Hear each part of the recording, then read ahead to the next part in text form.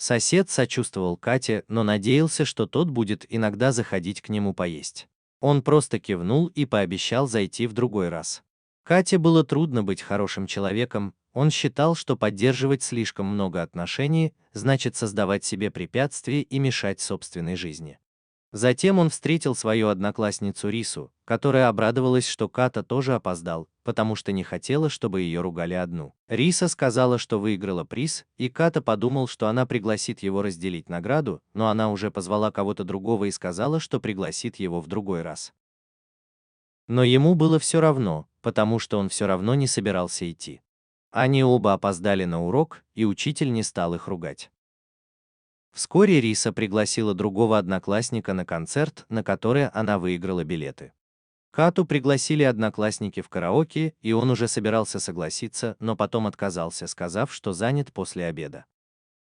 На самом деле это было просто еще одно оправдание, которое Ката использовал отказаться от общения, которое он считал ненужным. Затем он пошел в игровой центр и перекусил. Читая в магазине, он встретил соседскую девочку, которая, думая, что он не занят, хотела пригласить его к себе на ужин. Но он отказался под предлогом занятости. Позже он поехал на велосипеде в запретную зону и поднялся на недостроенную дорогу, чтобы посмотреть на закат. В тот вечер, когда он проходил мимо вокзала, он неожиданно увидел женщину, очень похожую на ту, которая утром попала в аварию в их жилом комплексе. Тем временем Рисе, которая была на концерте, подруга сказала, что там была девушка, очень похожая на нее. Риса подумала, что легенда о двойниках может быть правдой, когда пытался догнать женщину на вокзале. Несколько лет назад его мать встретила своего двойника и вскоре после этого погибла в аварии. На следующее утро, когда Када пошел в школу, он услышал, что Риса тоже встретила своего двойника и предупредил ее, чтобы она была осторожна и не попала в аварию. Она думала, что он верит в легенду, но он просто просил ее быть осторожнее. В тот вечер катер вернулся на вокзал, чтобы найти вчерашнюю женщину. Подождав немного, он пошел поесть лапши. Пока он ел, к нему подошла девушка, которая тоже хотела лапши, но у нее не было денег, и Када отдал ей свою порцию. Хозяин хотел угостить его еще, но он отказался, сказав, что отец скоро пришлет ему деньги. Он рассказал ей, как его мать погибла в аварии, и что он отчасти верит, что это произошло из-за легенды о двойниках, что у каждого человека есть 3 разных облика в этом мире, и если кто-то встретит своего двойника, то умрет. Но девушка сказала, что двойники, в которых верят люди, вымышленные. Правда в том, что Земля создала одного человека с 3 разными обликами, и у каждого своя судьба. Если кто-то встречает свою другую форму, то форма с более слабой судьбой поглощается более сильной. Внезапно появился мужчина и сильно ударил девушку по голове палкой. Она отлетела в сторону, а когда владелец лапшичной попытался вмешаться, его тоже оттолкнули. Затем Ката набросилась на него со стулом, но ее тоже оттолкнули. Девушка встала, сказав, что впервые кто-то угостил ее едой. Затем она заблокировала атаку крупного мужчины, и они вступили в ожесточенную схватку. Но вскоре девушку отбросило к машине. Мужчина начал душить ее палкой, но она сопротивлялась, и он ударил ее головой об окно. Однако, поскольку ему приказали вернуть ее живой, она смогла оттолкнуть его и убежать. Затем она поняла, как он двигается, и нанесла несколько последовательных ударов. Она оттолкнула его и продолжила атаковать. После того, как она нанесла ему несколько ударов, чтобы ослабить его, она нанесла последний удар по лицу, чтобы добить его. Затем она извинилась перед Такедой за то, что втянула его в это происшествие. Она сказала Такеде, что она Кира, божественное существо. Затем она ушла, потому что ее целью было разобраться со своим братом. Позже приехала полиция, но мужчина с бейсбольной битой уже сбежал. Когда он вернулся домой, сестра позвала его на ужин. Он думал, что она его подруга детства, и что ей не нужно так сильно о нем заботиться. Но она знала, что если не приготовит для него, он снова будет плохо питаться. Акане знала, что он избегает общения с людьми, потому что боится принести несчастье другим, как это случилось с его матерью. Но вскоре после этого он узнал, что семья Рис погибла в аварии. На следующий день в школе, когда ему сообщили о смерти Рис, он был убит горем и выбежал из класса. Он пошел на заброшенную дорогу, чтобы выплеснуть свою боль. В тот день он встретил соседскую девочку, которая сказала ему, что только что встретила своего двойника. Сразу после этого она перебежала дорогу и попала под грузовик. Эту часть я должен зацензурить, чтобы избежать наказания. Кира стало жаль девочку, потому что у нее была не самая лучшая судьба. Как только он увидел, что соседка выбежала на дорогу, Кира тут же исчез. Тем временем владелицу биты наказали за то, что она позволила Кире сбежать. Босс несколько раз ударил ее битой, а затем приказал своим подчиненным разделиться и поймать Кира. Он сказал, что позволит ей встретиться с братом, когда она поглотит всю ее силу. Позже Ката присутствовал на похоронах соседской девочки и вернулся домой подавленным. Акане надеялась, что он скоро придет в себя. В это время люди начали искать Куро. В школе Када был рассеян и не мог сосредоточиться на уроках. Учитель спросил, что случилось, думая, что он расстроен из-за ситуации с Рис, и хотел, чтобы он доверился ему, если это возможно. Он спросил учителя о двойниках, но учитель отнесся к этому скептически, поэтому он не стал продолжать. Вечером, когда Када возвращался домой, он увидел свет в окне и подумал, что там Акане. Но, войдя, он увидел Кира. Когда он спросил, что она здесь делает, она сказала, что проголодалась, а ее собака учуяла запах Кады и привела ее сюда. Тогда Акане пригласила ее войти. Позже Акане пришла домой и рассказала, что впустила Кира, потому что, как оказалось, знала Каду. Кира упомянул, что Када угощал его лапшой. Но Када прогнал Кира, не желая иметь с ним ничего общего. Кира ушел, а Када сказал Акане тоже идти домой, сказав, что он уже поел. Акане ушла, но вскоре Када заметил, что она что-то забыла, и решил отнести это ей домой. По дороге он встретил Кира на детской площадке и дал ей немного еды. Он спросил, кто она такая, и она объяснила, что у нее есть обязанность защищать баланс в мире.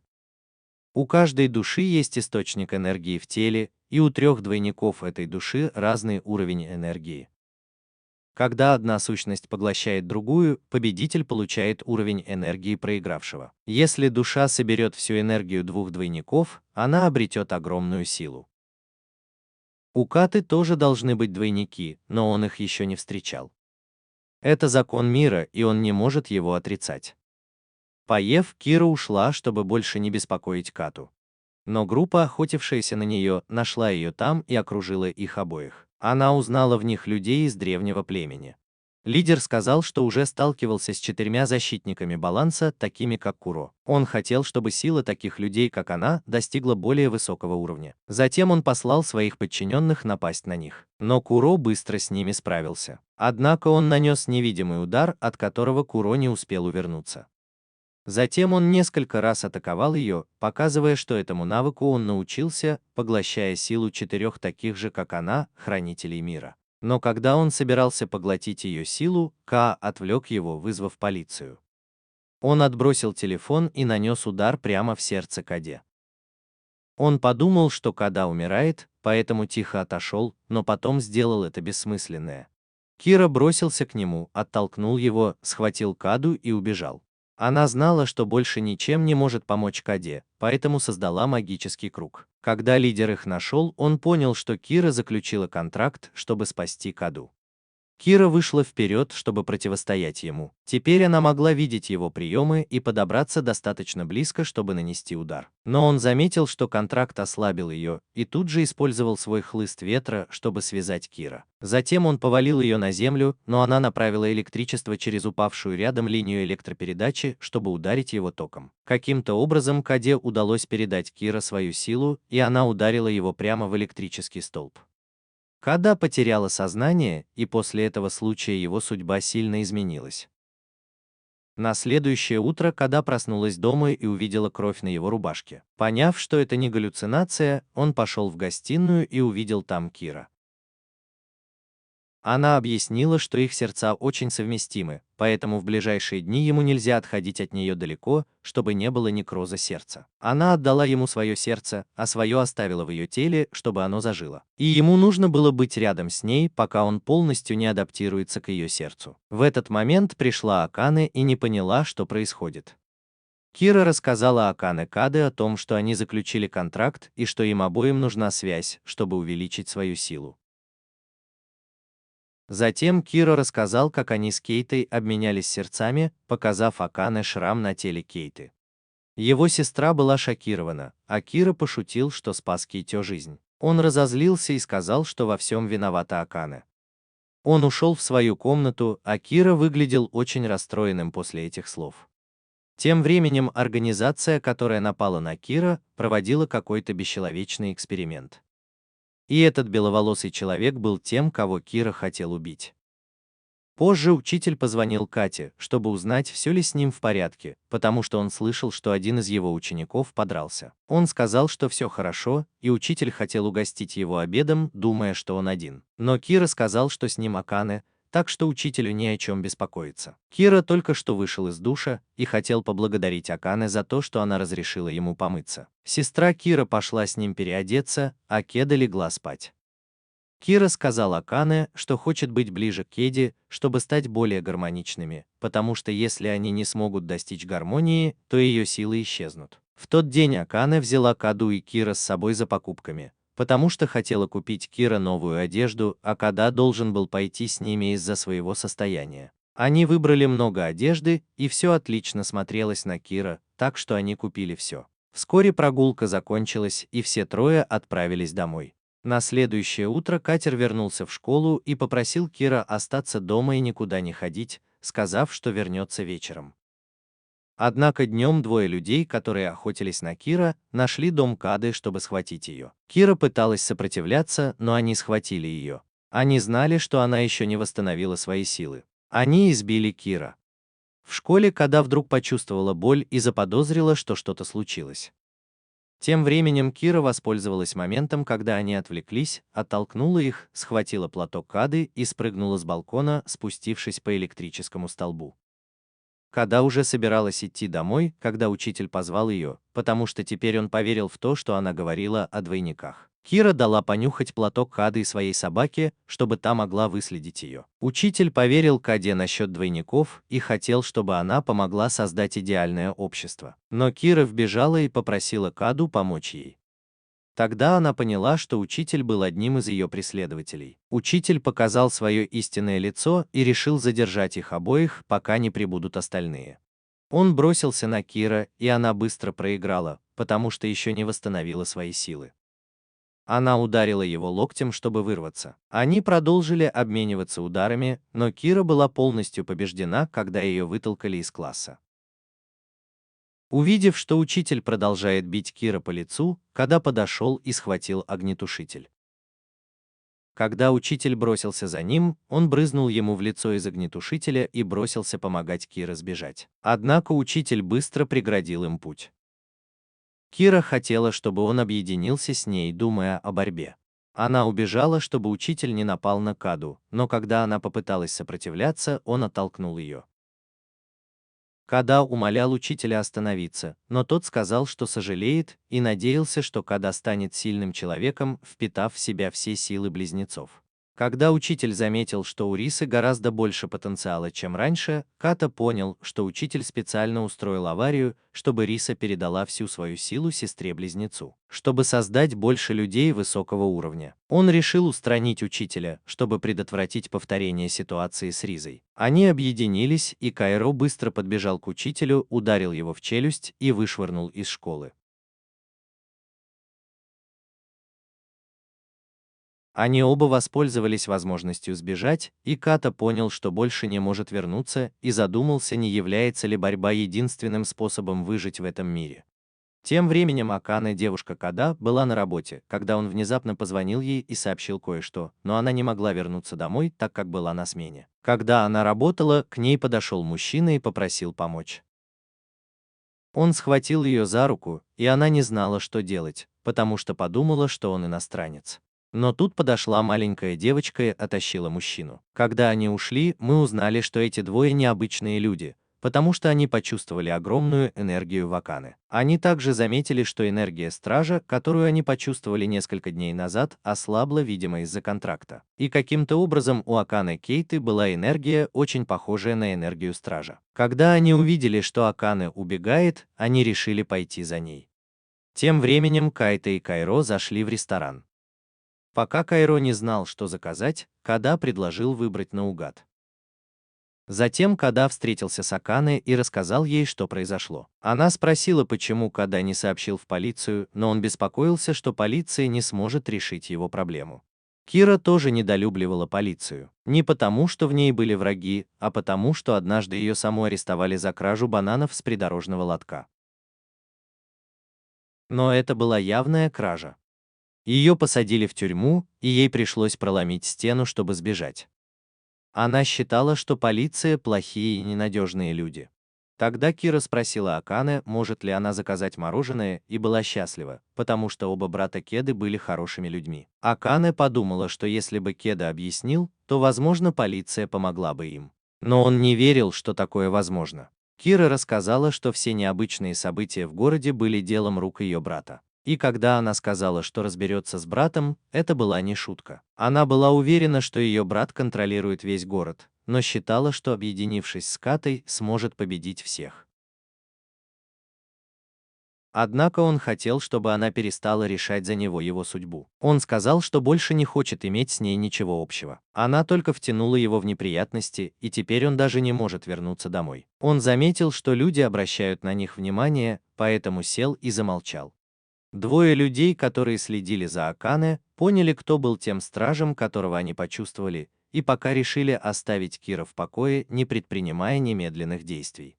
Тем временем брат Кира Хию привел учителя обратно и спросил, есть ли у него какая-нибудь информация, которая могла бы спасти ему жизнь. Он сказал Хаю, что человек, с которым он столкнулся, была Кира, поэтому Хию сохранил учителю жизнь. Но он пощадил его не из-за этой информации, а потому что учитель был тем, кто победил его собственного близнеца, и поэтому все еще представлял ценность. Но он все равно собирался провести над ним несколько экспериментов. Затем мы встречаем персонажа по имени Дахай, который работает в крупной корпорации, но на самом деле его настоящая работа — находить двойников нескольких важных фигур по приказу председателя Юки. Она хочет, чтобы Дахай быстро нашел нужных ей двойников. Дахай сел за свой стол и обнаружил группу Кейты. Кажется, он был с ним знаком. Вечером группа Кады оплатила все счета Кира за еду и ушла. Внезапно Када заметил, что Кар был там весь день, поэтому он понял, что за ними следят, и быстро увел Акане. Затем все трое побежали в переулок и попытались скрыться, но их окружили несколько мотоциклистов. Это были люди Хию, и они приехали сюда, чтобы забрать Кира. Что касается двух других, то подчиненные могли делать с ними все, что хотели. Они подъехали на мотоциклах, чтобы напасть, и Кира пришлось защищаться. Но один из них использовал свою силу, чтобы связать ее, и поехал прямо на нее. Ката попыталась активировать контракт, чтобы передать силу Кира, но ее сестра осталась позади, и мужчина, который следил за группой, бросился защищать ее. Затем он приказал своим подчиненным убираться, иначе он расправится с ними без пощады. Но они продолжали вести себя высокомерно, и ему пришлось сбить их всех с мотоциклов. Затем они согласились уйти. Они поняли, что Када необычный человек. Кира понял, что противники тоже были парой хранителей и партнеров по контракту. Акане узнала их обоих и уже собиралась подойти и поблагодарить, но Кеди ее остановил. Он знал, что эти двое преследовали его сестру, чтобы найти его и Кира. Когда мужчина подошел к Кеди, тот ударил его в ответ и сказал, что не позволит втягивать свою сестру в неприятности ради их личных целей. Двое других мужчин почувствовали вызов и спросили, не боится ли он драться. Кира решила присоединиться к драке и бросилась на противника. Как только она нанесла первый удар, враг схватил Кира за руку, заставив ее отступить. Затем она снова бросилась в атаку, но получила удар ногой. Однако ей удалось блокировать его и нанести ответный удар. Но мужчина увернулся и признал, что у нее есть сила, хотя он все равно настаивал, что не будет объединяться с государством. Затем он нанес удар ногой, и хотя Кира увернулась, она все равно получила легкий удар в лицо. Теперь он активно атаковал, чтобы подавить Кира. Девушка спросила Каду, не собирается ли он объединяться. Увидев, как Кира сбили с ног, она спросила, зачем ей объединяться с кем-то вроде Кады. Тогда Када понял, что Кира всегда пыталась защитить его, и передал ей боевой дух, чтобы она смогла сбежать. Он спросил, сможет ли она победить, если они объединятся, но она не была уверена. Затем они объединились, и Куро стала намного быстрее и полностью доминировала над мужчиной. Затем она нанесла огненный удар, который отбросил противника. Девушка сказала им обоим, что это особая техника, которую обычно называют превосходством. Это не то, что использовали мотоциклисты раньше. У них была низкокачественная версия, а у таких стражей, как они, была оригинальная версия. Эта техника используется, когда страж получает энергию от своего напарника по контракту. Затем Кайро захотел закончить бой и бросился в атаку, но девушка тоже использовала свою технику и создала щит, чтобы отразить атаку Кайро. Теперь их сторона тоже использовала объединение для серьезной схватки. У Каты закончилась энергия, но другая сторона не собиралась проявлять милосердие. Затем мужчина создал множество клонов и непрерывно атаковал Кайро. Они с Кадой упали на землю, прежде чем смогли остановиться. Они объяснили, что просто хотели поговорить, и эта драка была их самообороной против враждебного настроя Кады. Затем группа вернулась в дом Кады, чтобы поговорить. Они оба рассказали, что они из Европейского альянса стражей, и объяснили, что приехали сюда, чтобы расследовать недавний энергетический дисбаланс в Японии, и нашли зацепку у Аканы, потому что обнаружили, что у нее другая энергия, чем у обычных людей. Это могло быть связано с тем, что она какое-то время контактировала со стражем. Кейта спросил их, когда начались аномалии в Японии, и кто-то выяснил, что это началось 8 лет назад, и единственной зацепкой была эта фотография. Тем временем Хёу позвонил кому-то и попросил разобраться с этим, потому что его подчиненные были бесполезны. Группа Каты обнаружила на этой фотографии его мать, снятую в ее родном городе. Они не были уверены, была ли это его мать или двойник. Но фотография была сделана за полгода до смерти его матери, так что все это остается загадкой. Альянс до сих пор не нашел организатора этих аномальных происшествий. Поскольку время поджимало, они оба отправились домой. Ката спросил, что ему делать, если на него снова нападут, и они сказали, что ему не стоит беспокоиться, потому что теперь он может сражаться вместе с Кира. Затем его проводила сестра Аканы, и они оставили ей свой номер телефона, чтобы она могла позвонить, если понадобится. Вернувшись, члены Альянса решили продолжить расследование и дождаться более подробной информации от организации, прежде чем что-то предпринимать. Кира решил съездить в родной город матери Каты, чтобы провести расследование, потому что знал, что его брат охотится на того самого стража, который был на фотографии, которую они только что видели. Она также хотела узнать больше о его матери. Када спросил, знает ли она, как добраться до родного города матери, потому что им нужно было пересечь море. Кира планировал доплыть туда, но Када решил поехать с ним, потому что не хотел больше беспокоить Акане. Кира пошел принять ванну, а Када заметил, что кусочки головоломки постепенно складываются и все проясняется. И все происходило очень быстро. Затем мы встречаем рыжеволосую девушку, которая работает на Хёу, чтобы достать лекарство для своего смертельно больного мужа. Хёу хочет, чтобы она вернула Кира и была с ним как можно мягче. Тем временем Кеда и Кира начали искать билеты на Окинаву, в родной город его матери. Кеда планировал вернуться в свой старый дом, чтобы взять деньги, и попросил Кира не говорить Акане об их поездке на Окинаву, потому что не хотел, чтобы сестра волновалась. Когда он вышел из квартиры, к нему подъехала рыжеволосая девушка. Она представилась как Миками, тоже страж, но ее задачей было забрать Кира, поэтому она оставит его в покое, если он отдаст ей Кира. Когда он отказался и побежал, она схватила его. Внезапно она кое-что поняла. Кира почувствовал, что Кеда в беде, и выбежал из квартиры, столкнувшись с Акане. Внезапно Кеда позвонил своей сестре и сказал, что хочет встретиться с Кира. Миками потребовала, чтобы Кира пришел в назначенное место, если она хочет снова увидеть Кеду, потому что поняла, что Кеда попал в плен. Тем временем двое членов Альянса нашли убежище Хё. Убедившись, что информация верна, они вызвали подкрепление. Хе встретился с Дачием и своим боссом Риженом, которые планировали сделать свою расу правителями мира и превзойти расу стражей. Группа стражей закончила разбираться с убежищем Хё, обнаружив, что в одной из комнат были свалены тела стражей, у которых они выкачали энергию. Они также нашли место, где Хё выкачивал энергию у других стражей, используя камень, украденный с территории стражей. Миками отвела Кейту к себе домой, чтобы поговорить. Она удивилась, почему Кира выбрал Кейту для контракта, ведь если бы он встретил своего двойника, то наверняка бы погиб, потому что в его теле было слишком мало энергии. Когда страж заключает контракт со слабым сосудом, это имеет последствия. Прежде чем она смогла объяснить, ей нужно было проверить мужа. Кира нашел убежище и решил войти один, пообещав Акане, что выведет Кейту, и они вместе отправятся на Окинаву. Миками заметила, что Кира пришел, и сказала мужу, что снаружи может быть шумно. Теперь мы знаем, почему ее муж не поправился, он так и не принял лекарство, которое Миками принесла домой. Кира был очень рад, что Кеда в безопасности, но он винил ее в том, что она не сказала ему, что он слабый близнец. Она не хотела этого говорить, потому что верила, что они оба еще могут что-то сделать. Но Миками считала, что заключать контракт со слабым близнецом табу, потому что у слабого близнеца не хватит энергии для выполнения сложных техник. А если заставить его сражаться, он просто состарится и умрет. Тогда муж Микамы вышел вперед и сказал, что он заключил контракт с Миками, хотя знал, что он слабый близнец. И хотя ему было всего 30 лет, он выглядел так, будто ему гораздо больше. Миками жалела, что Када и Кира не доверяли друг другу так, как раньше.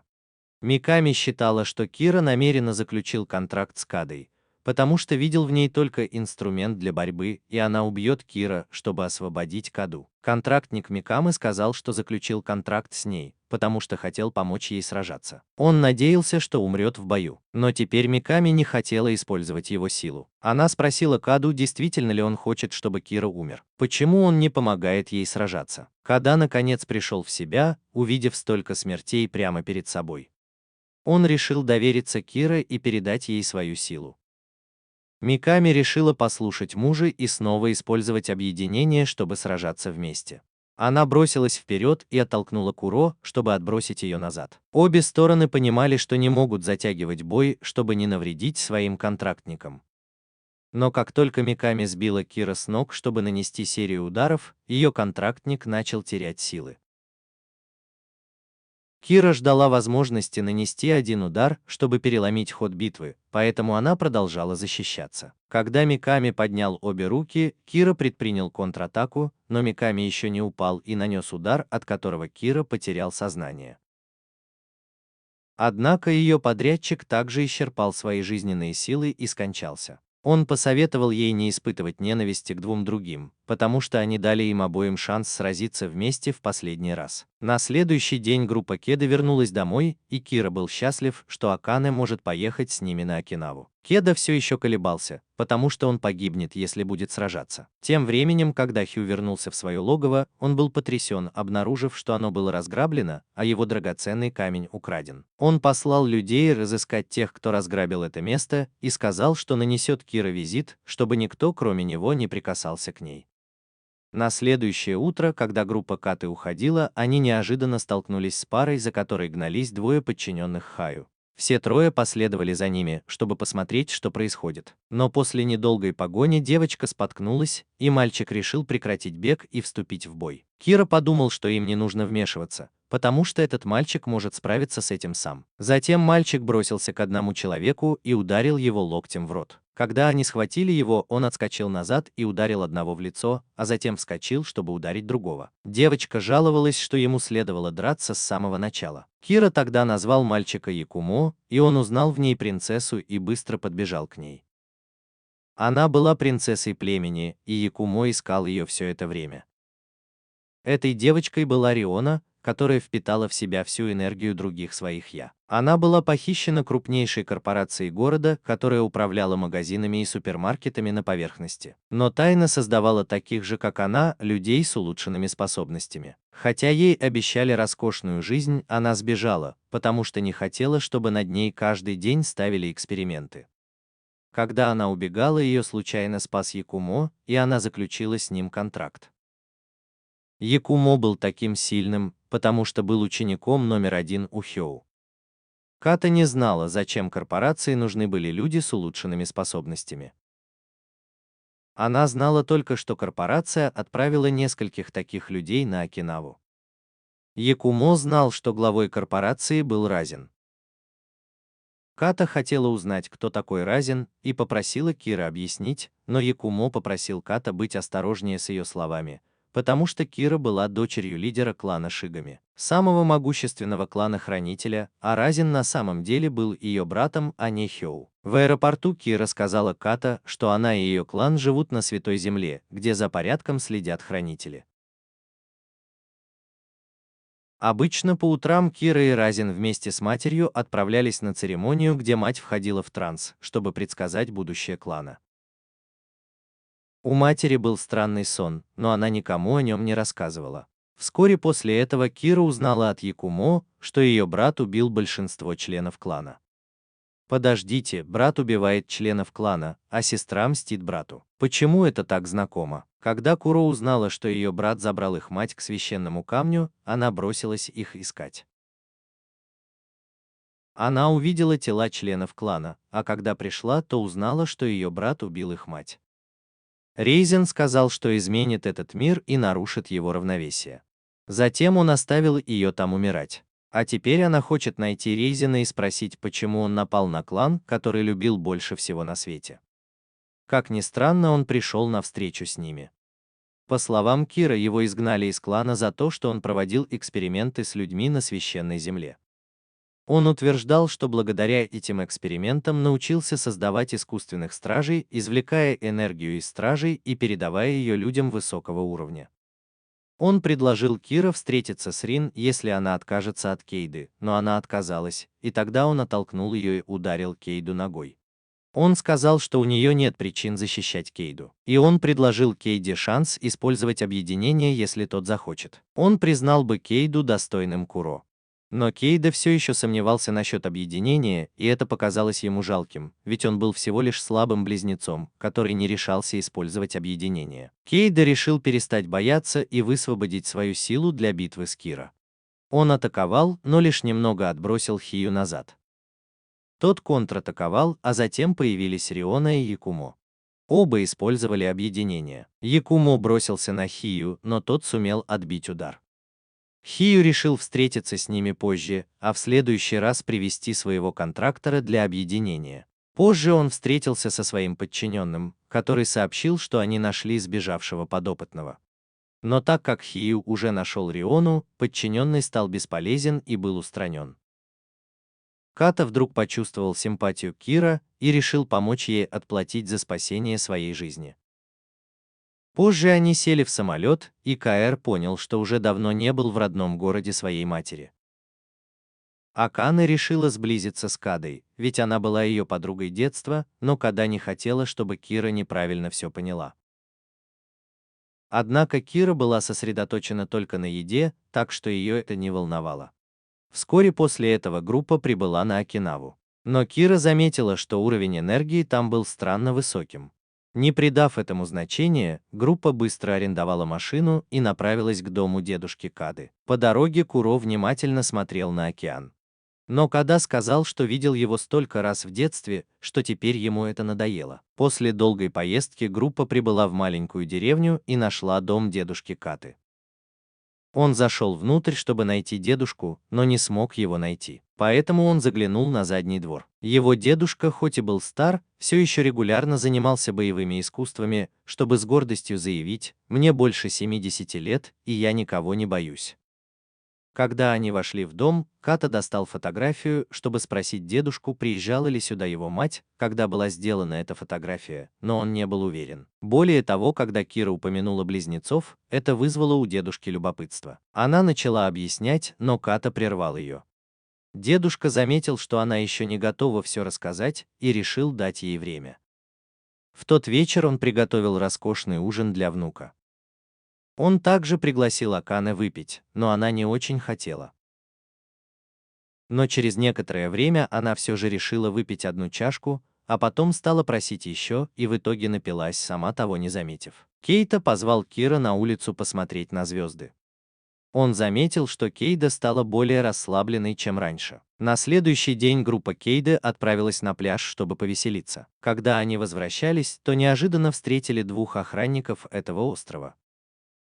Они подумали, что группа Кейды, как и другие, пришла сюда, чтобы украсть священный камень. Они попытались объяснить, но охранники не стали их слушать и напали. Кира пытался защищаться, но эти двое двигались очень быстро.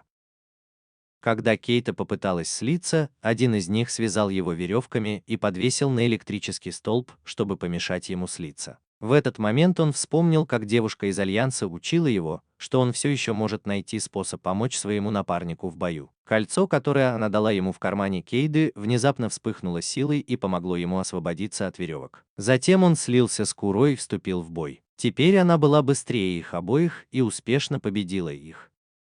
Затем она нанесла удар, чтобы продемонстрировать свою силу, и спросила, хотят ли они продолжать бой. Они оба признали поражение и заплакали, потому что не смогли защитить священный камень. Тем временем Дачей сообщил высокопоставленным людям, которых корпорация прислала сюда, о своей миссии уничтожить священный камень, чтобы прервать поток энергии, поддерживающий равновесие в мире, потому что Райзен и эта корпорация считали, что это равновесие привело к коррупции в обществе. Им нужно было перенастроить энергию, чтобы этот мир стал местом, где будут жить только высокопоставленные люди и их стражи. Но поскольку они не знали точного местонахождения священного камня на острове, они решили распространить энергию по всему острову и ждать, пока камень отреагирует. Что касается группы Каты, то они узнали от двух девушек, что 7 лет назад сюда прибыла группа людей, чтобы напасть на Святую Землю и уничтожить камень. Все люди из их племени были убиты этой группой, и выжили только эти две девушки. Они пытались защитить священный камень до последнего, и группа Кейты прямо заявила, что у них нет никаких намерений в отношении камня. Но это не означало, что острову ничего не угрожало. Поскольку на острове сейчас находился очень мощный источник энергии, они решили рискнуть своими жизнями, чтобы любой ценой защитить священный камень, и ушли. Тем временем Дачи получил известие, что Кейта тоже на острове, и надеялся, что они встретятся. За это время Хёу привез своего подрядчика на Окинаву и тоже хотел снова увидеть Кира. Тем временем Кейта задумался. Он не знал, зачем брату Кира нужны люди с высоким рангом, и что важнее, хватит ли у такого слабого существа, как он, сил спасти мир. Затем он вернулся домой и велел Акане идти спать. Но она во сне говорила, как сильно ему доверяет.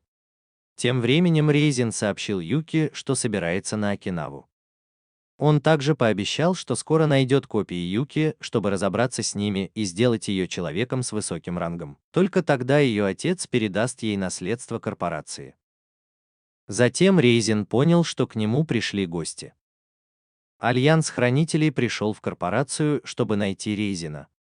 Девушка хотела, чтобы Якумо не щадил Рейзина из-за их прошлых отношений, но как только они вошли, их окружили враги. Однако в этом союзе было много сильных людей, поэтому они остались позади, чтобы главные герои ушли первыми. Позже они встретили Рейзина. Теперь мы знаем, что беловолосый мужчина — это Штайнер, а девушка — Эксель. Рейзин слышал о них обоих, и Якумо хотел узнать, почему Рейзин так жестоко поступил с кланом.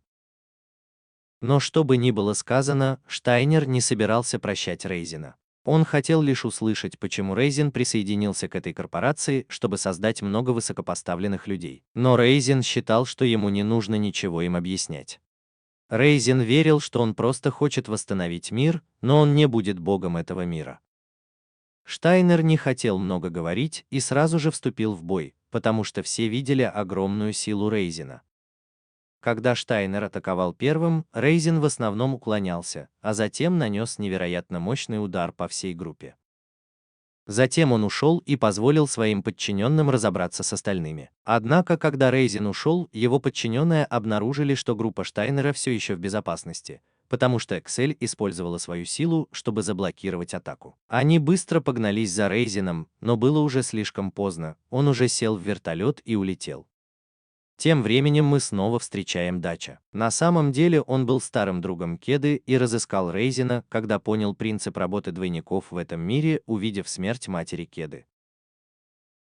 Дачи также пытался проникнуть в систему корпорации и узнал, что корпорация, которой руководил Рейзин, тайно искала двойников, чтобы создать высокопоставленных людей.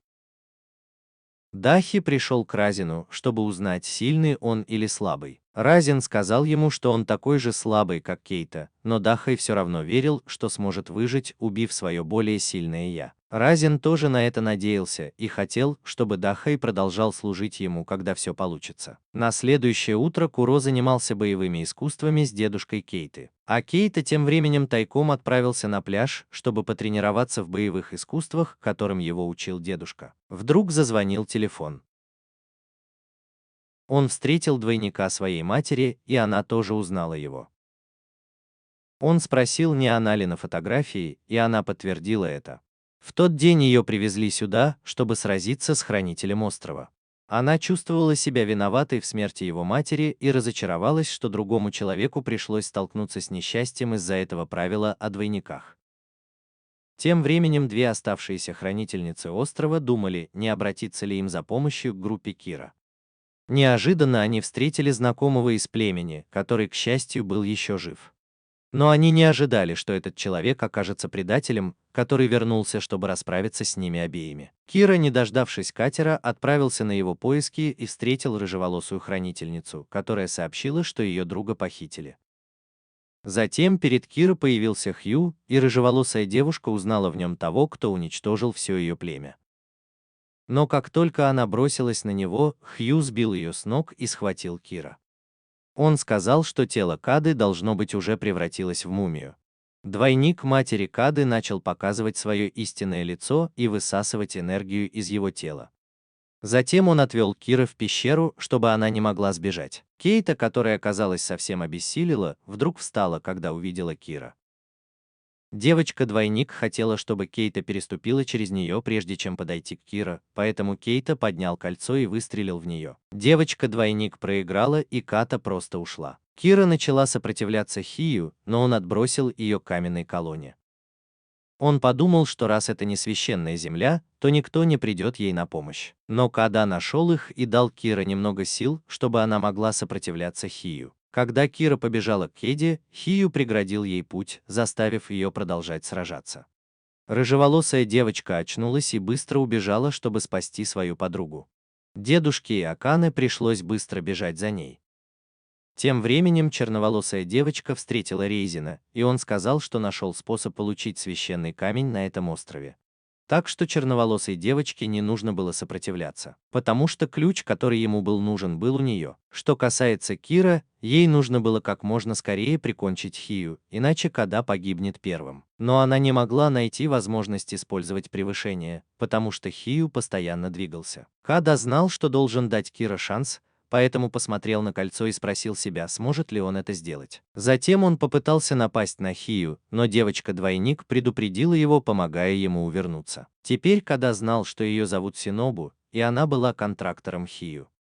После этого они слились, и Хию показал Кира, на что способно его превышение. Он создал несколько водяных пуль и выстрелил в Кира, но не только это, он мог превращать воду в лед и запускать ледяные снаряды в Кира. Она не могла увернуться от них всех и оказалась прижата к каменной колонне. Затем она узнала, что Кеда выкачивал из нее энергию. Хию рассказала им обоим, что Синобу тоже была всего лишь слабым двойником, а мать Кеды была самым сильным двойником. Но Синобу убила свою мать, чтобы стать высокопоставленным человеком. Поэтому ее случай считался особенным, и благодаря этому случаю Синобу могла забирать энергию у других людей. Тем временем Дачей пришел к Акайн, чтобы пригласить ее в корпорацию. Дачей смог пригласить Акайн, сказав, что Кейта тоже там.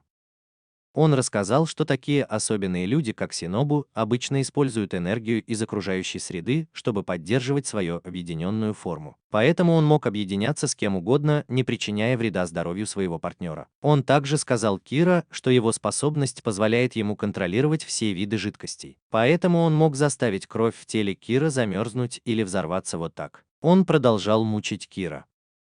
Ката услышала, как Синобу жаловалась на то, как ей не повезло раньше, и как она завидовала счастливой жизни его матери. Поэтому она решила забрать у его матери и силу, и удачу, чтобы жить счастливо, как сейчас. Но он не видел в ней никакого счастья.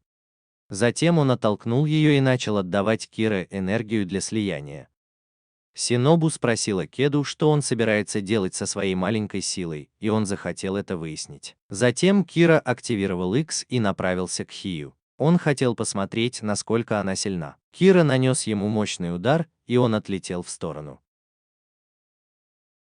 Када пытался вложить в этот удар всю свою силу, чтобы Кира смогла атаковать в полную мощь. Кира даже не подозревала, что Кеда знает этот прием. Теперь Ката заметила, что Шинобу вот-вот умрет. Она снова пожаловалась на то, что жизнь к ней несправедлива и что она не хочет умирать. Кеда понял, что стать таким, как Шинобу, это способ для слабого доппельгангера выжить, и еще больше возненавидел принципы этого мира, из-за которых столько людей страдают. Когда Кеда выводил Шинобу из пещеры, он встретил Дахая. Кейта сразу узнал Дахая, но внезапно закашлялся кровью и потерял сознание.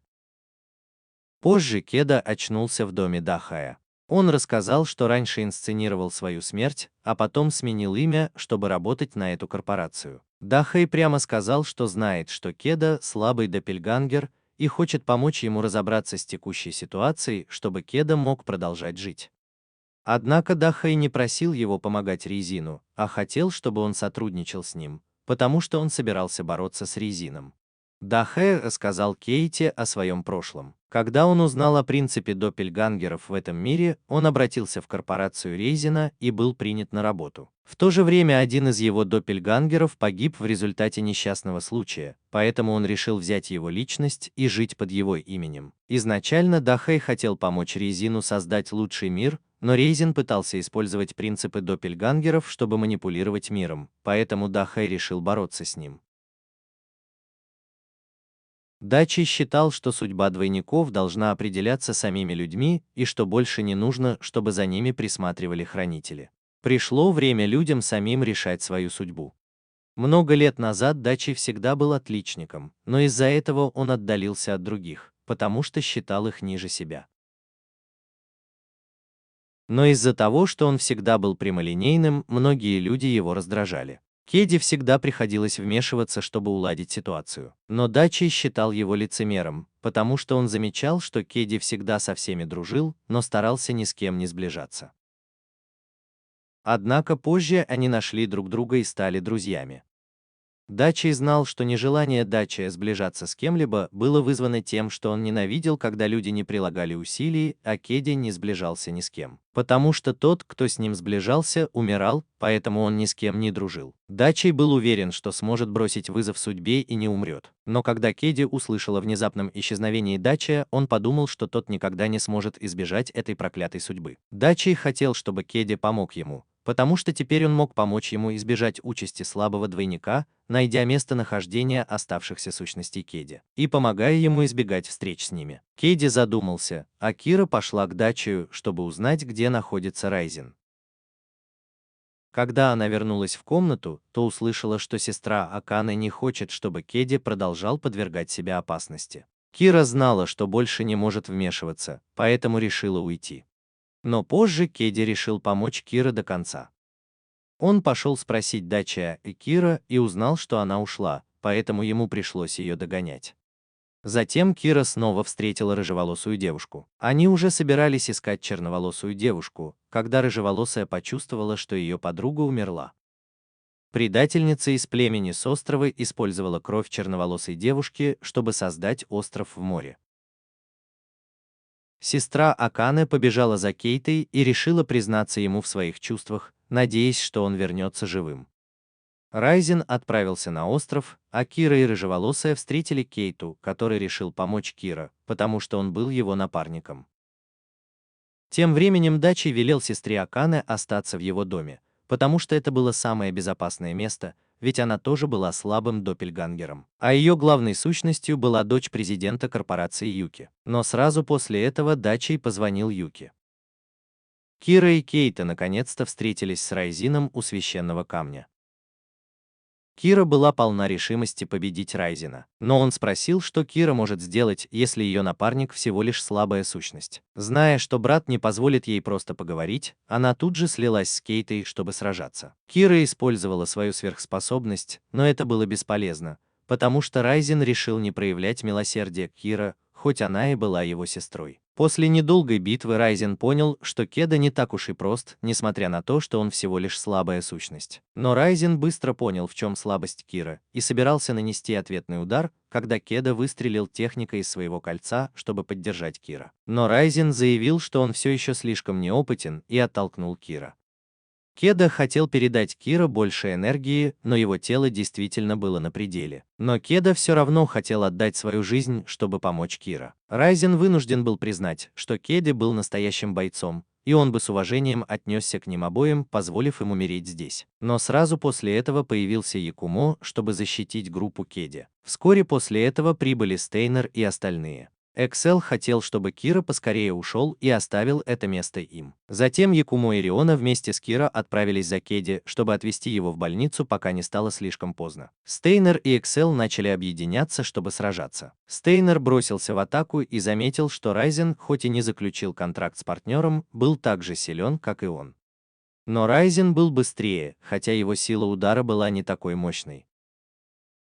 Он намеренно сделал ложный выпад, чтобы заставить Райзена контратаковать, а затем зашел сзади, чтобы ударить его. Но когда Стейнер собирался прикончить его, Райзен заблокировал его атаку одной рукой.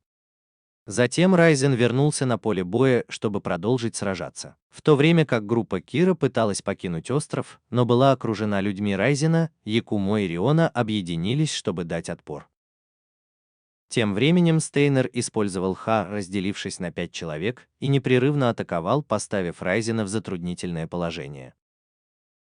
Он не мог блокировать атаки 5 личностей одновременно, поэтому Стейнер сильно избил его. Он сказал, что разница между ними в том, что у него есть партнер, который использует его силу, а у Райзена нет, но он все еще не был полностью побежден и продолжал сражаться.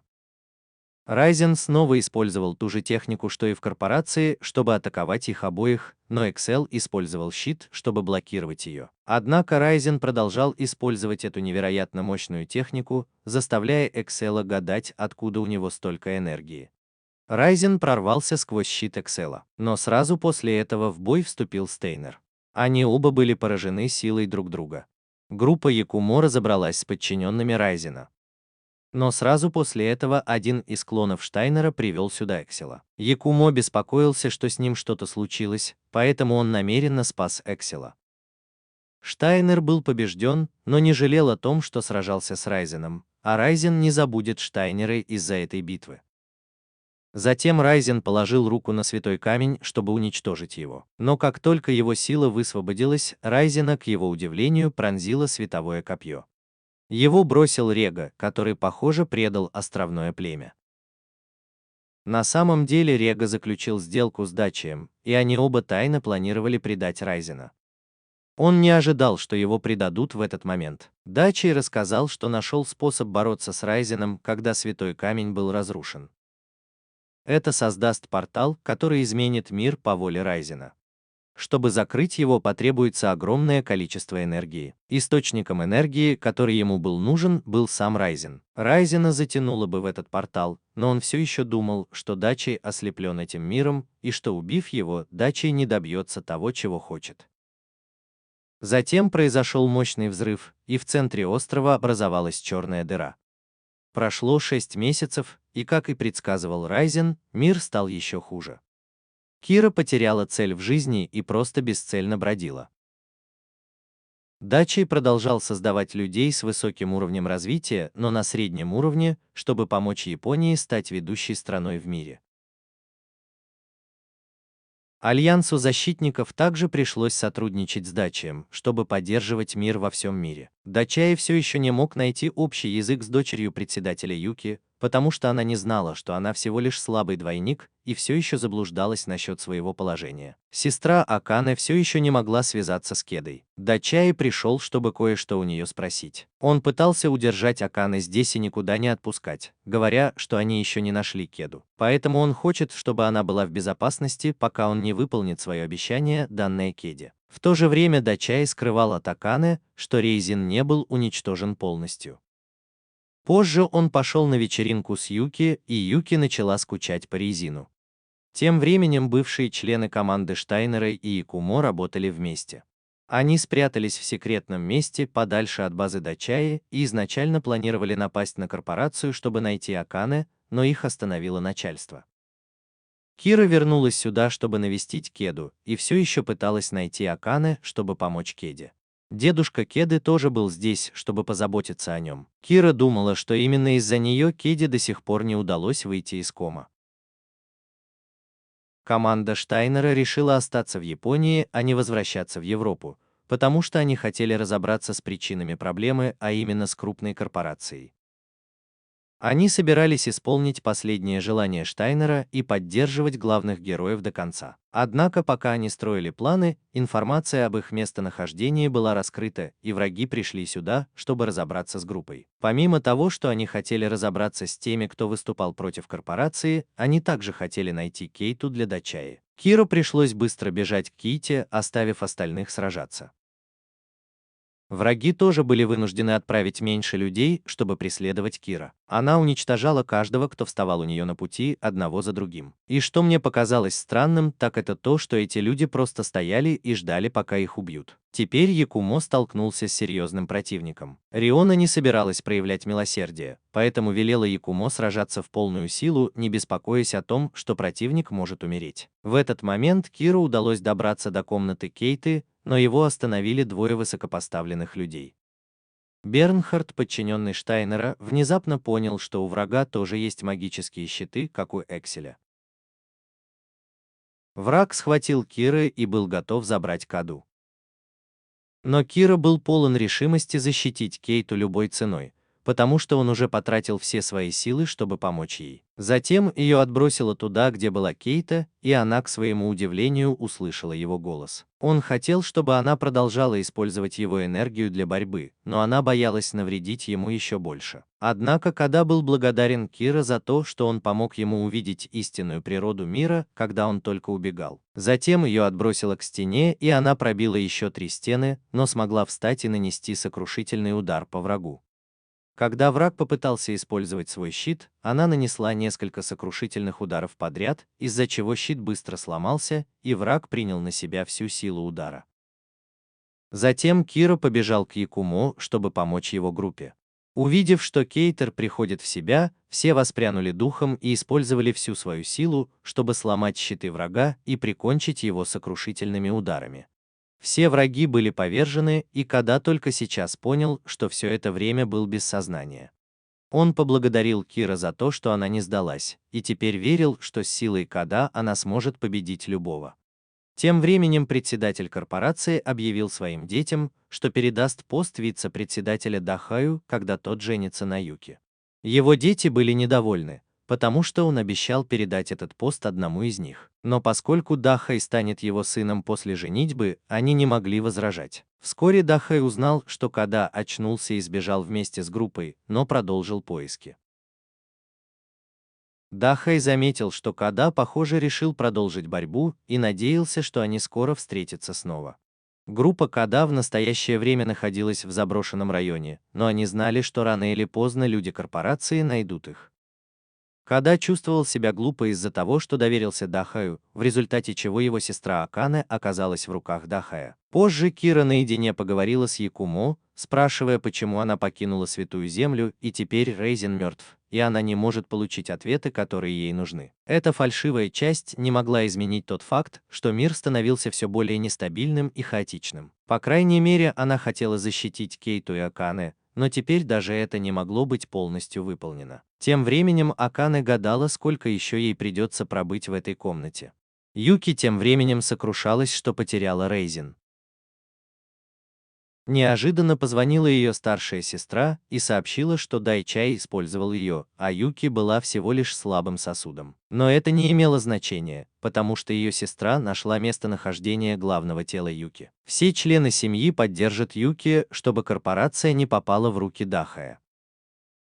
В тот вечер Юки договорилась встретиться со своей сестрой, чтобы обсудить их план, но вместо нее пришел Дачей. Он уже раскусил сестру и опередил их. Дачей был доволен, что ее семья все еще была очень умной. Дачей прямо сказал, что Юки была глупа, потому что всегда думала, что может использовать других, не понимая, что это ее саму используют. Даже Райзен, которой она всегда доверяла, использовала ее. Тогда Дачей спросил ее прямо, хочет ли она принять предопределенный исход или создать свой собственный. Тем временем Ката собиралась найти Дачи, чтобы получить ответы, но все думали, что он ничего не сможет сделать. Однако Бернхард нашел их и сообщил, что Дачи устраивает вечеринку в честь нового заместителя председателя, и они нападут во время этой вечеринки. Позже вечеринка состоялась, и глава коалиции тоже присутствовал на ней. Дачей сказал Юки, что она может уйти, если плохо себя чувствует, потому что всем было все равно. Это было обидно, но это была правда. Доппельгангер ее подруги Рисы проверял, нет ли на вечеринке слабых доппельгангеров, и обнаружил Юки. Она не могла поверить, что их юная леди была слабым доппельгангером, и это разбило Юки сердце, и она ушла. В это время группа Када проникла в корпорацию и поднялась на лифте на верхние этажи. Они неожиданно столкнулись с командой, которая ждала их у лифта. Но оказалось, что это союзники, которых нанял Бернхард. Дачей выступил вперед и сказал, что хотя они и высокопоставленные люди, они все равно должны ценить жертвы слабых, потому что именно благодаря этим людям они достигли своего нынешнего положения. Юки, которая заметила пистолет в сумке Акани и уже собиралась написать свой собственный финал, вдруг увидела, как Кейта ворвался на вечеринку, чтобы остановить Дахая. Он верил, что, несмотря на свою слабость, он все равно попытается изменить свою судьбу и не примет законы двойственности, которыми пользовался Дахай. Эти слова придали Юки сил, и она отказалась от своих планов. Затем в здании прогремели взрывы, и гости начали покидать вечеринку. Глава Альянса бросился проверять ситуацию и столкнулся с группой Бернхарда. Он приказал солдатам разобраться с Бернхардом и его командой, но Бернхард не обратил на это внимания. Када спросил Дахая о местонахождении его сестры, но тот отказался отвечать. Вдруг кто-то сообщил, что на 15-м этаже произошел инцидент, и Каэр понял, что именно там Дахай держит свою сестру Акане. Однако Дахай встал между Кирой и Кедой, а также сказал, что именно Рега победил Райзена. Кеда попросила Кира объединиться с ней, но та колебалась. Кеда взяла инициативу в свои руки, и они вместе бросились в атаку. Тем временем Якумо и Риона все еще пробирались к Китё. Пока Бернхард уверенно побеждал своих противников, Якумо случайно оказался в странной комнате. Когда Кира начала сопротивляться, Кейта велел ей использовать превышение, но Рега заблокировал его и оттолкнул Кира. Он уже собирался напасть, но подоспел Бернхард и помог им обоим сбежать. Юки, вооруженная пистолетом, добралась до комнаты, где была Акане. Она рассказала, что Дачей солгал Акане, сказав, что она слабая сущность, хотя на самом деле все было наоборот. Несколько минут назад она думала о том, чтобы покончить с собой, чтобы Акане могла продолжить свою судьбу. Но теперь она стала более эгоистичной и хотела жить дальше, убив Акане, хотя это противоречило законам этого мира. Якумо неожиданно встретила своего знакомого Шинру в тот момент, когда Дачи пытался, но не смог открыть дверь, чтобы остановить Юки. Юки уже собиралась нажать на курок, когда услышала, как Акане переживает из-за того, что люди не могут быть равными при рождении. Хотя Акане была первичной сущностью, человек, которого она любила, был слабой сущностью. Поэтому она понимала чувства Юки. Услышав это, Юки вдруг не смогла нажать на курок, хотя знала, что должна убить Акане, чтобы жить спокойно. В этот момент вошел Дачей, выхватил у Юки пистолет и ударил ее. Он намеренно помог Юки не встретиться со своей первичной сущностью, чтобы предотвратить ее смерть. Но она все равно нашла сюда дорогу. Дачию не нравилось, что Юки была его марионеткой, поэтому он решил избавиться от нее и пообещал позаботиться о ее семье. Но Акане бросилась защищать Юки, заставив Дачия остановиться. Тем временем Кира и Кейта добрались до Якумо. Кира удивился, увидев Шинру, который раньше был помощником Рейзена, но теперь работал на даче после исчезновения Рейзена. Кеда понял, что заключил контракт с первичной сущностью маленькой девочки, которая жила по соседству с ним. Шинра бросился вперед и с невероятной скоростью ударил Кира. Киро пришлось принять силу от Каты, чтобы контратаковать, но это было бесполезно. Шинра схватил Киро и применил технику первичного лотоса, как у Рока Ли, из-за чего она врезалась головой в землю. Риона сказал Кейте, что у девушки, которая была наверху, огромная сила, поэтому ему нужно выложиться по полной, чтобы у него был хоть какой-то шанс на победу. Затем он направил свою силу на Киро, но как только она собралась использовать превышение, ее атака была внезапно полностью нейтрализована. Она не понимала, что с ней происходит. Шинра не дал ей времени подумать и продолжил атаковать. В этот момент Дачи хочет, чтобы Акане отошла в сторону, потому что ей не нужно жалеть того, кому суждено умереть. Если только она не хочет умереть вместо Юки. Тем временем Якумо понимает, что Кира сомневается в использовании силы Кеды, хотя ее разум хочет использовать ее, но эмоции не позволяют ей это сделать. Якумо пришлось атаковать первым, чтобы заставить Кеду найти способ успокоить эмоции Киро прямо сейчас. Однако, понимая, что это займет слишком много времени и что ему нужно помочь Якумо, он использовал кольцо и выстрелил в Шинру. Шинра подумал, что промахнулся, но не понял, что он специально выстрелил в потолок, чтобы тот обрушился на него. По совпадению, потолок был там, где стояли Дачи и две девушки. Кира воссоединилась со своей собакой, а Када снова встретила сестру Акане. Он также встретил Юки и подумал, что это она заключила сестру Акане в тюрьму, но она решила отложить разговор, потому что им нужно было уйти до того, как прибудут люди Дачи. У нее был частный вертолет, которым они могли воспользоваться. Бернард и его помощники попали в засаду людей Дачи и были побеждены, а Рега сбежал. Группа Кады бежала следом за Юки и Акане, которые сели в вертолет. Из-за того, что Якумо был ранен, они отстали, а затем Рега использовал технику, чтобы преградить Якумо путь. Када передал Акане Юки и велел им обоим идти дальше. Юки неохотно, но все же ушла. Акане оставалось только молиться за Каду. Но они не успели далеко уйти, как вертолет сломался и оба упали в реку. Юки смирилась со своей судьбой и утонула вместе с вертолетом. Тем временем Дасай заставил Кейту встретиться с одним из его воплощений. Дасай дал ему выбор – принять свою судьбу и умереть или стать особенным, убив свое главное воплощение прямо здесь. Кейта немного поколебался, но все же решил отказаться, так как не хотел жить, наступая на чужие жизни. Затем он решил объединиться с Кирой еще раз.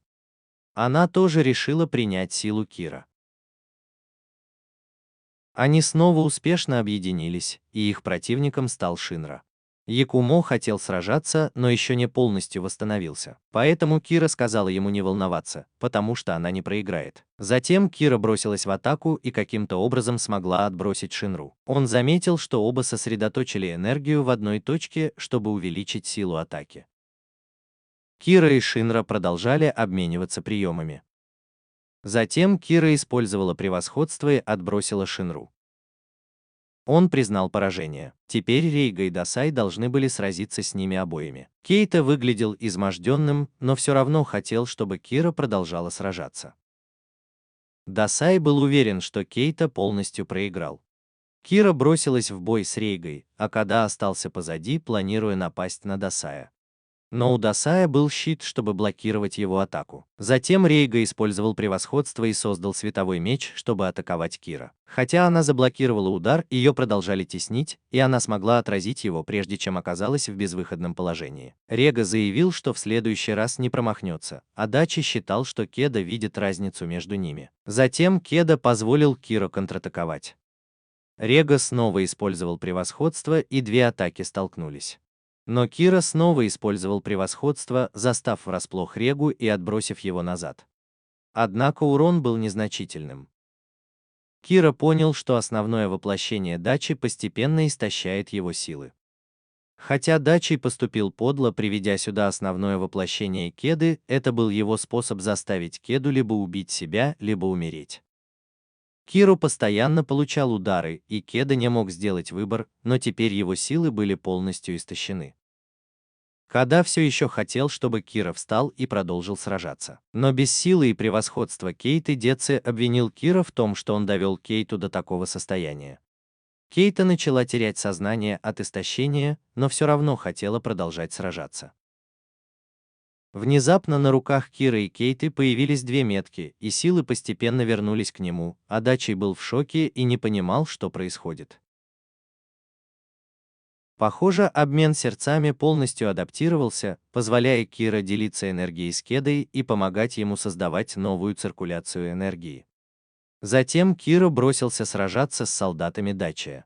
Истинное воплощение Кеды сбежало, а Рега был вынужден продолжать сражаться. Кира использовал более сильную версию Ха, чтобы полностью отбросить превосходство Регу. Рега упал и умер. Кеда считал, что победил, а идеалы Дачия потерпели крах. Но в это время Бернхард тоже победил врага и вернулся к группе Кира. Услышав, что Рега погиб, он решил, что теперь все в порядке. Но позже они услышали новость о том, что вертолет Юки упал в реку. Было подтверждено, что она мертва, а Акане пропала без вести. В этот момент люди на улицах внезапно почувствовали затруднение дыхания и потеряли сознание. Но группа Кейта и Кира не пострадала. Затем Кира заметила, что Святая Земля, где она когда-то жила, внезапно появилась в центре города по неизвестным причинам. Конечно же, из-за того, что Райзен снова вернулся. Бернхард заметил, что это не повлияло на их защитников и соратников. Но они знали, что огромное количество энергии устремляется к Святой Земле наверху. Так что Бернхард и его коллеги приготовились проверить это. Кира и Якумо тоже планировали отправиться домой, и Кира хотел, чтобы Када продолжил поиски сестры Акане, но он хотел последовать за ней, чтобы еще раз встретиться лицом к лицу с судьбой. Он хотел поддержать своего незаменимого партнера. Затем группа ступила на Святую Землю, и им нужно было подняться на вершину горы. Однако возвращение сюда несколько напомнило Кира о прошлых делах ее матери. Затем группа вместе поднялась на гору, но когда наступила ночь, Риона отправилась перекусить в полночь и напугала Кира, который подумал, что кто-то подозрительный преследует группу. Хотя Када и пошел с Кира, он все еще беспокоился о сестре Акан. На следующее утро, когда группа продолжила свой путь, они неожиданно встретили девочку по имени Нам. Она рассказала, что приехала сюда, чтобы записать историю, и приехала бы раньше, если бы не некоторые неприятности по дороге. Нам рассказала, что не так давно все святые камни в мире были уничтожены, в результате чего энергия внезапно сконцентрировалась в этом городе. И единственный оставшийся здесь святой камень был уничтожен. Достаточно энергии, чтобы уничтожить весь мир. С древних времен в мире сосуществовали боги, защитники и люди, но боги стали жадными и захотели уничтожить людей, заставив защитников и людей объединиться и заключить договор друг с другом, чтобы противостоять императорской. Богов запечатали в священные камни, и самый сильный из них – верховный камень на этой горной вершине. Перед тем, как их запечатали, боги прокляли людей, что привело к судьбе близнецов, как сейчас. И прямо сейчас тот, кто сможет получить силу Верховного Камня, будет достаточно силен, чтобы изменить мир. Внезапно появился человек по имени Араги. Он был из того же клана, что и Миками, и тоже пришел сюда за Верховным Камнем, но он сказал, что у многих есть такие же намерения. Тем временем группа Бернхарда столкнулась с Райзином, и все они были настороже, потому что Райзин победил Штайнера. Араги тоже начал сражаться с Кира, но его напарник использовал свою силу, чтобы прижать их обоих к земле гравитацией. Араги привык сражаться в этой зоне, поэтому мог двигаться. Нам понял, что исход ясен, и Якумо захотел помочь. Но нам не позволил ему вмешаться в бой. Когда Кира попыталась встать, Араги ударил ее кулаком, но она увернулась. Его сила была огромной, потому что в этой зоне гравитации удары снизу в 2 раза сильнее. Араги снова ударил Кира, но Када выстрелил в него, и он заблокировал удар. Када выстрелил в Кира, чтобы она взлетела и ударила сверху. Араги отбросила назад, но он вынужден был признать, что оба удара были мощными. Затем он использовал превосходство и превратил свою руку в демоническую форму для атаки. Кира, к счастью, увернулся от очень сильного удара, но Кейта выстрелила прямо в напарницу Араги, чтобы разрушить ее гравитационное поле. Без этой способности Кира быстро нанес мощный удар, чтобы сбить Араги с ног. Он был повержен, и Кира решил, что теперь Кира присоединится к Разину, чтобы забрать силу Верховного Камня. Кира был удивлен, потому что его брат действительно вернулся, ведь он почувствовал силу Разина, как только прибыл сюда. Разин уже победил всех товарищей Бернхарда по команде. Бернхард решил использовать всю свою силу и бросился на Райзена, чтобы атаковать его на высокой скорости. Но ему не хватило сил, и Райзен отбил несколько его ударов ладонью. Хотя он использовал скорость, чтобы уклоняться, Райзен продолжал атаковать, и уклониться от всех ударов было невозможно. Теперь Кира была уверена, что ее брат вернулся. Якумо знал, что Райзен направляется к Верховному камню, и Када задавался вопросом, смогут ли они победить Райзена. Тем временем Миками воссоединился с Эксел, и они заключили новый контракт, чтобы продолжить борьбу с Райзеном. Они добрались до Святой Земли, чтобы начать свою последнюю миссию. В это время Кира погрузилась в свои мысли и шла слишком быстро. Када попросил ее замедлиться и подождать Якумо. Нам подумал, что Якумо мешает Кира, но Риоо сказал, что нам просто сидит и ничего не делает, поэтому от него мало толку. Внезапно группа услышала чей-то голос впереди. Кира почувствовала силу защитника, поэтому Када хотел избежать боя, но это был единственный путь вперед. Пройдя еще немного, Кира поняла, что впереди кто-то есть. Якумо и Риоо остались позади, чтобы отдохнуть. Риоо достал еду для Якумо, когда нам попросил немного, но Риоо не хотел давать еду тому, кто просто сидел и ничего не делал. Тем временем Нэм, пока Якумо не видел, все-таки взяла немного еды, из-за чего Риона назвала ее воровкой. Нэм разозлилась, что ее благородную миссию не уважают, подошла к Якумо и ударила его. Тем временем группа Кира забрела на вражескую территорию, где враг мог управлять деревьями. Щенок Кира обиделся, что Нэм назвала его бесполезным, и пошел искать свой путь. Нэм восстановила энергетический поток Якумо, чтобы он быстрее выздоровел. Теперь она могла нормально поесть. Эксел и Миками заметили, как выросла группа Кира, но она не собиралась помогать, потому что ей нужно было как можно скорее остановить Райзена. В это время Кира схватили, и Кейтё пришлось стрелять по веревкам, чтобы помочь ей выбраться. Но вскоре его схватили. Удивительно, но щенок Кира нашел врагов и залаял, чтобы предупредить Кира. Када непрерывно стреляла, чтобы расчистить Кира путь. Вскоре она нашла врагов и уже собиралась напасть, как вдруг вся священная земля задрожала, и она снова потеряла концентрацию и была схвачена. Но теперь все знали, что Райзен должно быть очень близко к камню судьбы. Как только враги собирались расправиться с Кира, она внезапно взорвалась силой, и Каа освободился. А Райзен обернулся, почувствовав это. Миками и Эксел уже были рядом с Райзеном. Каа быстро подбежал к Киро. Он увидел, что она стоит в кратере и не помнит, что произошло. Она подумала, что враги сбежали, и оттащила Каду в сторону, а ее противник был в шоке, потому что после случившегося старик умер в клочьях. Миками и Эксел уже столкнулись с Райзеном. Райзен знал, что Эксель пришла отомстить за своего напарника, но сомневался, что Миками готова сражаться насмерть. Однако Миками была готова сражаться насмерть за Эксель. Они обе понимали, каково это потерять напарника, и хотя они знали друг друга совсем недолго, Миками верила, что по-настоящему понимает Эксель и была готова сражаться за нее всерьез. Затем Миками бросилась в бой, и Райзен заметил, что Эксель может управлять своим щитом на расстоянии, чтобы защититься. После недолгой схватки Миками спряталась за щитом Эксель. Райзен подумал, что ее щит скоро сломается. Но тут же Эксель создала щит вокруг Райзена. Благодаря своей способности поглощать и отражать урон, Райзен был разорван на куски и прижат к земле Миками, которая ударила его кулаком в лицо. Однако он подумал, что она все еще слишком мягкая, и начал контратаковать. Тем временем Нами нашла щенка и задумалась, верны ли ее подозрения. Между тем Миками потерпела полное поражение. Куро и Кейта прибежали сюда и услышали, как Эксель предупреждает, что у Райзена теперь тоже есть контрактор. После недолгой прогулки Кайдер воссоединился с сестрой Акане и обрадовался, что она в безопасности. Однако оказалось, что именно она заключила контракт с Райзином. Када попытался спросить Акане, почему она заключила контракт с Райзином, но не получил ответа. Тогда Кайро спросил Райзина, правда ли, что он убил все племя ради силы Верховного Камня. Он прямо ответил, что да, и Куро и Кейта решили победить его. Когда Куро бросилась в атаку, Райзен увернулась и нанесла удар, а затем еще один, чтобы добить ее, но была удивлена, что Кира все еще стояла на ногах.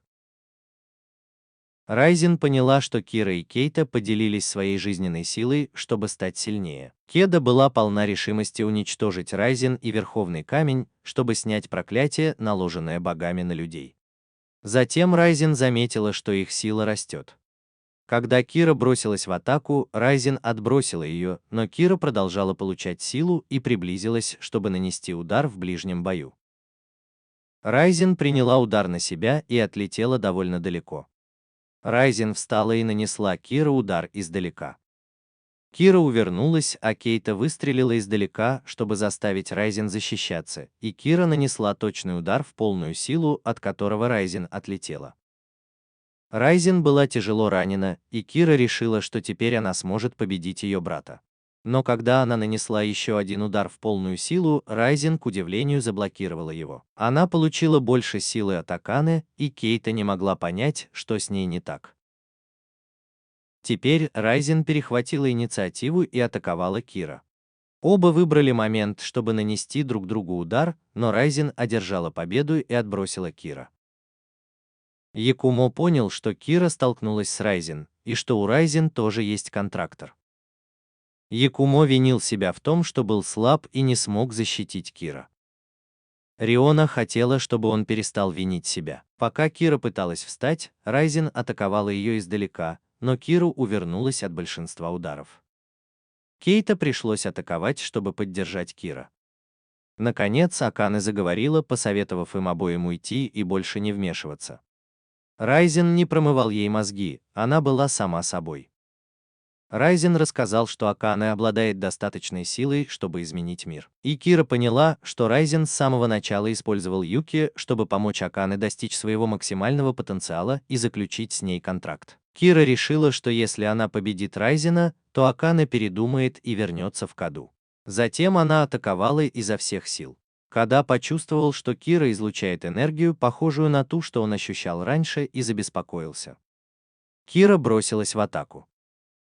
Райзен уклонился, но заметил, что ее сила подозрительно растет. Он, кажется, что-то понял и решил вложить всю свою силу в одну технику.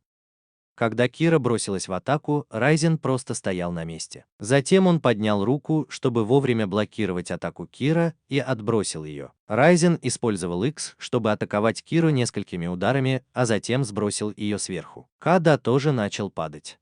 Райзен знал, что их жизни связаны, и если один умрет, то и другой тоже. Якумо побежал внутрь, а собака Кира вырвалась из рук нам и вернулась к хозяйке. Райзен и Акане прошли мимо Эксел и Миками, и те поняли, что Кира и Када тоже потерпели неудачу. Затем Райзен встретил нам, и она спросила, какие у него еще были планы насчет камня, но он просто хотел, чтобы она сосредоточилась на своей работе. После этого Райзен подошел к камню и начал использовать объединенную силу, чтобы коснуться его. Затем Райзен уничтожил камень, и темный бог снова вернулся в мир. Однако вместо того, чтобы позволить злым духам из темного бога заполонить мир, Райзен и нам попытались их остановить. Якумо и Риоо встретили Эксела, который велел им проверить, как там Кира и Кеди. Они нашли Кира и Кеди без сознания. Из них начали выходить злые духи, и Якумо тоже пришлось объединиться с ними, чтобы сражаться. Нам пришел на помощь и сказал, что духи нацелились на Кира, поэтому ее нужно было увести подальше. Затем нам отвел Каду и Кира в пещеру и с помощью магии попытался привести Каду в чувство. На Кира это не подействовало. Тогда нам рассказал Каде правду о Райзене. С самого начала он хотел уничтожить Верховный Камень, чтобы призвать истинное обличие темного бога и уничтожить его. Все началось, когда Кира проявила признаки реакции на этот Верховный Камень. Тогда ее матери пришлось провести ритуал предсказания, но она сказала, что ничего плохого не случится. Райзен пошел к ней и узнал, что она видела будущее, в котором кто-то выступит против темного бога. И это сокровище помогло Райзену найти человека с самой сильной энергией, который заключил контракт с Акане. Что касается Кира, то на ней лежало проклятие, и старейшины не хотели, чтобы она жила, чтобы темный бог снова не вырвался на свободу. Но она устала слушать старейшин, поэтому хотела, чтобы Райзен сам со всем разобрался. Райзен попытался остановить старейшин, но они считали, что даже если провидица предсказала, что кто-то выступит против темного бога, это не значит, что этот человек победит. Райзен разозлился еще больше, когда они безжалостно убили тех, кто пытался освободить принцессу. Райзену ничего не оставалось, кроме как уничтожить все племя. Хотя Якумо был свидетелем всего этого, он не понимал сути происходящего с самого начала. Это привело к недопониманию между Кирой и Разином, которое длится до сих пор. Разин тогда был вынужден убить свою мать, чтобы разрушить печать на этом священном месте и постепенно создать высший камень, каким мы его знаем сейчас. Разин сделал многое, чтобы создать необходимые условия для полного уничтожения всех камней в мире и освободить темного бога раньше, чем тот полностью пробудится. Теперь нам сомневался, принесет ли Кира беду в этот мир или нет. Якумо получил всю силу Рионы и временно разобрался с убегающими злыми духами, а Разин нанес мощный удар по существу, пытающемуся сбежать из темной сферы. Злые духи полностью исчезли. Но у Кира внезапно началась странная реакция. Высвободилась огромная энергия, и Кира пришел в себя. Разин понял, что два существа, которых он предвидел, действительно появились. Это были две формы Кира, и она действительно была воплощением темного бога. Похоже, что изначальная форма внутри Кира еще не пробудилась, и теперь все зависело от того, смогут ли они победить эти две формы. Затем две формы начали атаковать Разина. Красная форма создала ад, чтобы сжечь Разина. Хотя Якумо и Риона были довольно далеко, они все равно пострадали от этой техники. Кира решил разобраться с последним врагом. Увидев, что Разин еще жив, красная форма напала. Поэтому синяя форма бросилась вперед, чтобы заморозить все вокруг и создать снежную бурю. Ледяные столбы поднимались все выше и преграждали путь Кира и Китё. Миками и Эксел тоже были отброшены этими ледяными столбами. Затем Кайро снова встретил Райзена, и тот велел ему держаться подальше. Райзен атаковал обе формы. Хотя он и нанес им обоим удары своей техникой, этого было недостаточно. Обе формы одновременно запустили два элемента. Кайро пришлось спуститься вниз, чтобы отвести сестру Эне в безопасное место. Вся местность вокруг была заморожена, а затем разрушена. Райзен непрерывно защищался от атак двух форм и считал, что они не боги, а просто формы, которые он пробудил в нужное время. Райзен постоянно отбрасывал обе формы, но они продолжали атаковать. Он попытался отбросить обе формы в сторону и позвал Экане, чтобы активировать силу браслета. Нэм понял, что браслет передаст всю силу владельца его напарнику. Райзен хотел сконцентрировать всю свою силу в этой атаке, чтобы полностью уничтожить две формы. Его удар попал в цель, вызвав мощный взрыв, и враги полностью исчезли. Но они продолжили восстанавливать свои тела. Райзен хотел попробовать еще одну атаку, чтобы полностью их уничтожить. Но, к его удивлению, его ударила молния. Кайро уже полностью пробудился. Кайро бросился на Райзена, заставив его отступить. Затем две формы восстановились и напали на Райзена. Райзен был атакован всеми тремя и отлетел далеко в сторону. Все трое начали объединяться, и Нэм забеспокоился, что Кайро полностью исчезнет. Якумо и Миками должны были вмешаться, чтобы остановить процесс объединения, а Кейта должен был попытаться добраться до Кайро. Внезапно группа Якумо была серьезно ранена и упала, а слова Кейты дошли до Кайро, прервав процесс объединения. Две формы повернулись и решили уничтожить Кайро. Пока Када пыталась привести Кира в чувство, она хотела, чтобы он оставался тем Кира, которого она знала. Затем она объединилась с Кадой и пробудилась от власти темного бога, забрав у Кады силу и начав сопротивляться двум формам. Кира использовал прием, чтобы отбросить одну форму, а затем более мощный прием, чтобы уничтожить вторую. Но обе формы продолжали атаковать Кира и переключились на Кеду. Он был атакован обеими формами и их техниками, что вынудило его отделиться от Наама и сестры Акан. Изолированный Кёда не мог никуда убежать.